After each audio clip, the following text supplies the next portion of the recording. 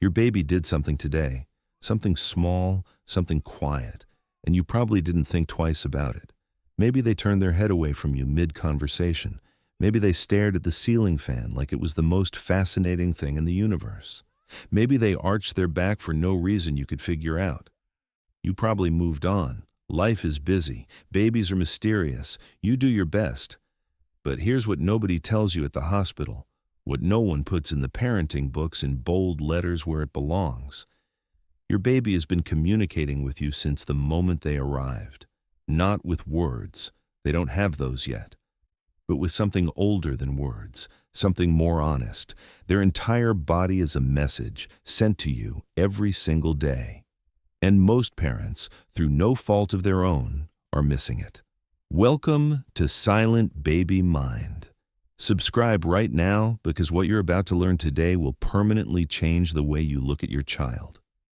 We're going through the most common baby behaviors, the ones you see every single day, and we're going to decode exactly what your baby is trying to say each time. Some of these will surprise you. Some will make you feel incredibly seen as a parent, and at least one of them will probably make you put down your phone, walk to where your baby is sleeping, and just look at them differently. Let's get into it. 1. The away turn.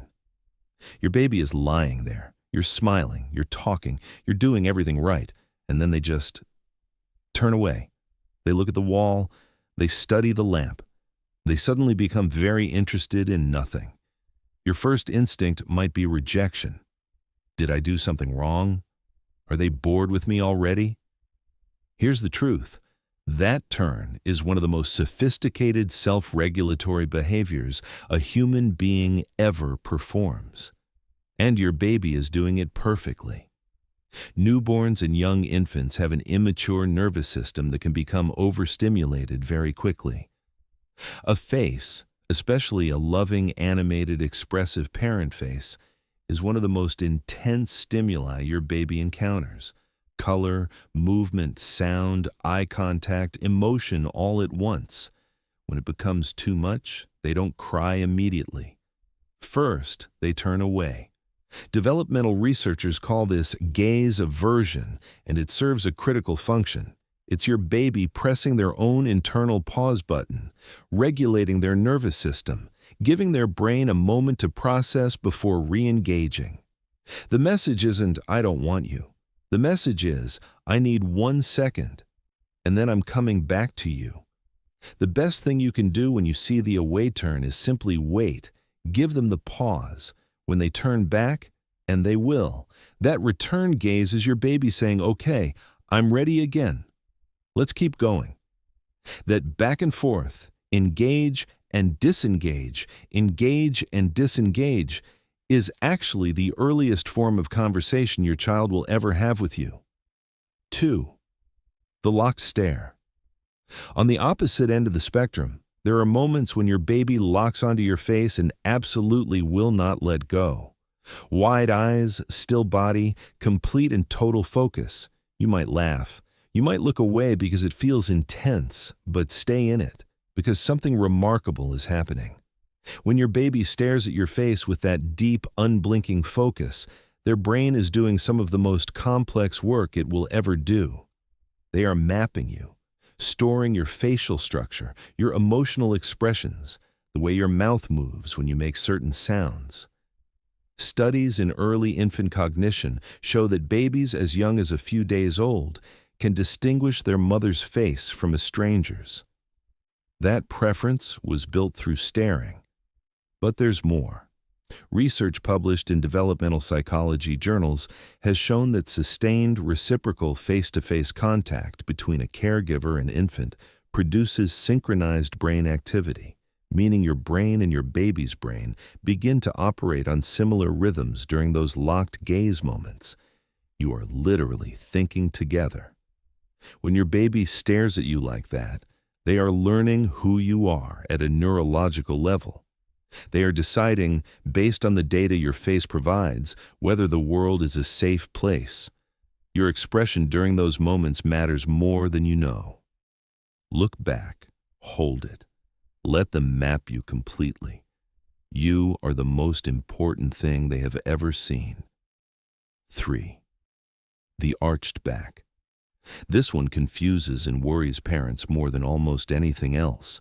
Your baby suddenly stiffens, arches their back, throws their head back. It can look dramatic. It can feel alarming. The arch can mean several different things depending on the context, and reading those contexts correctly will save you enormous amounts of anxiety. During feeding, a back arch almost always means discomfort. This is your baby telling you something about the feeding experience is painful or wrong. It could be gas, it could be reflux, it could be that the latch or the bottle flow isn't working for them. They cannot point to where it hurts. The arch is the closest thing to pointing they have. When a back arch happens during play or interaction, especially accompanied by crying and turning away, your baby is overwhelmed. The arch is a physical exclamation point on the away turn, a full-body statement that says, "This is too much right now." Reducing stimulation, dimming the lights, lowering your voice, holding them gently against your body rather than facing them outward. These are the appropriate responses. There's also a version of the arch that happens mid-cuddle that is completely different in character. Some babies arch briefly right before settling into deep comfort. Think of it as the physical version of a sigh. Their body releases tension before going still. If the arch is followed by softening and stillness, you have your reading.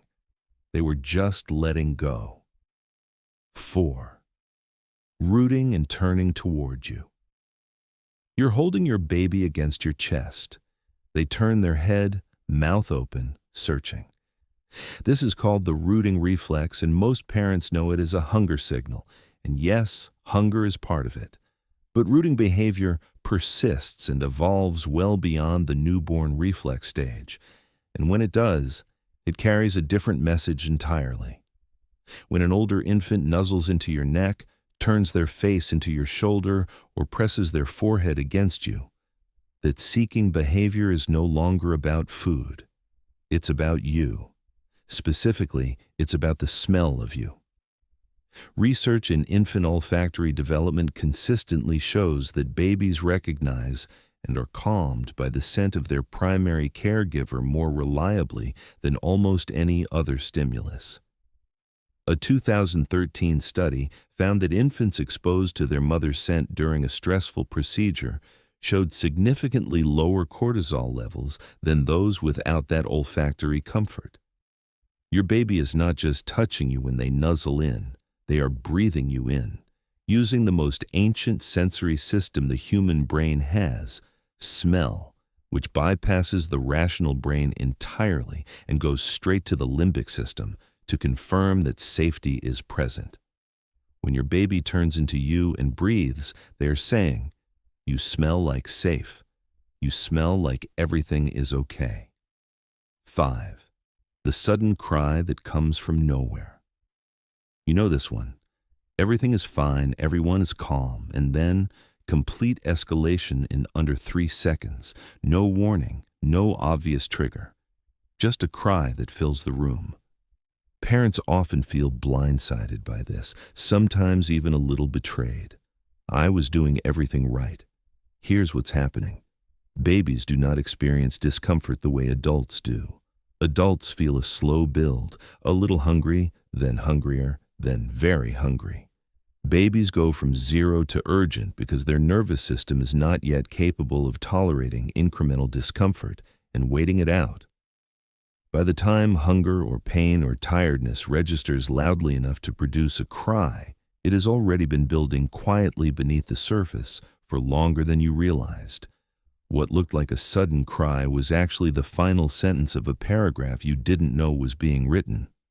This is why developmental specialists encourage parents to watch for pre-cry signals, the mouth movements, the slight furrowing of the brow, the subtle increase in body tension, rather than waiting for full vocalization. The cry is not the beginning of the communication. It's the point at which the communication has been going on long enough that your baby has run out of quieter options. They're not being dramatic. Their whole system is simply not built yet for anything in between. 6. Kicking an arm, waving. Your baby is on their back and suddenly they are a tiny orchestra conductor. Legs pumping, arms moving in big swooping arcs, the whole body engaged in motion that seems almost frantic from the outside. This is one of the most misread behaviors on this list because it looks chaotic. It isn't. Limb movement in infants serves a purpose that is still being actively studied in motor development research. One key function is proprioceptive learning. Your baby is discovering the edges of their own body.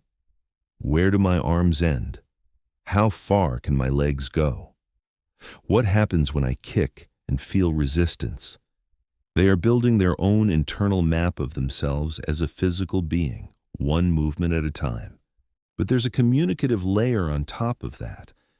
When the kicking and waving intensifies in response to your presence, when you lean over them and the movement escalates, that is excitement. Pure, physical, uncontainable joy. Your baby does not yet have the motor control to run toward you. They cannot clap or jump or throw their arms around you. So they do all of those things simultaneously with what they have. The full body wiggle is your baby's standing ovation. It means you showed up and I am so happy about it that my whole body has to be involved. 7. Imitating your expressions. Stick your tongue out at a newborn. Many of them will stick theirs back out at you within seconds. This was one of the most stunning early discoveries in infant development research, demonstrating that babies are born with the capacity for facial imitation before they have language, before they have motor experience, before they have almost anything. As babies grow, this imitation deepens. They watch your mouth and try to form the same shapes. They see you raise your eyebrows and their own go up. They hear your tone and try to match it with their voice. This is not mimicry for its own sake. Imitation in infancy is one of the primary mechanisms through which babies learn what it means to be human. They are using your face and your expressions as a manual, a user guide for being a person in the world. When your baby imitates you, they are also doing something profoundly relational. They are telling you, I see you, I want to be like you, show me more. This is why exaggerated, slow, clear facial expressions during interaction with infants are not just cute, they are genuinely useful. You're giving your baby high-resolution data to work with. Every time you make a clear, warm expression and they try to match it, you are having a conversation about emotion itself. 8. Grabbing your finger and holding on. The palmar grasp reflex is present from birth. You place your finger in a newborn's palm and their hand closes around it automatically. Most parents know this. What most parents don't know is what happens to that reflex as it evolves. Around 4 to 6 months, the automatic grasp gives way to intentional reaching and grasping. Your baby sees your hand, wants it, and moves deliberately to get it. That shift from reflex to intention is one of the most significant developmental transitions in early infancy. When your older baby grabs your hand and holds it, they are not completing a reflex. They are making a choice. Out of everything available in their environment, they chose your hand. They reached for the specific thing that belongs to you. Research in attachment behavior consistently shows that hand-holding and physical contact between caregiver and infant activates the same neurological systems involved in adult attachment and pair bonding. Your baby holding your hand is not a small moment.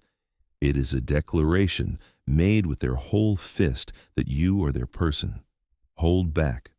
Always hold back. 9. Going quiet and still in a loud room. You're at a family gathering. There's noise, movement, voices, laughter. And your baby, who's been full of wiggles and sounds all day, suddenly goes very quiet and very still. This is called the orienting response, and it is your baby's brain doing something extraordinarily sophisticated for such a young system.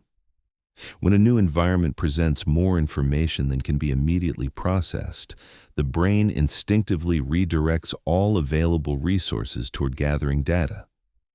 Movement stops because movement would create additional sensory input. Sound production stops for the same reason.